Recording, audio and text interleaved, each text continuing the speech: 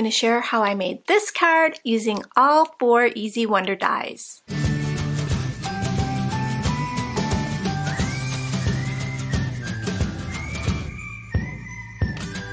Today I'm making a quick card with these 4 new dies. Now taking pre-orders for the Easy Wonder dies. We have Easy Wonder die number 1 and its add-on.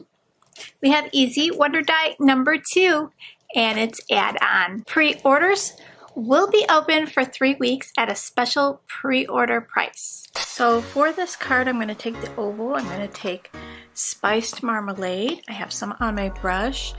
And I'm just going to make a little halo going around my die cut here. Kind of fading the center into white. Pick a little bit more.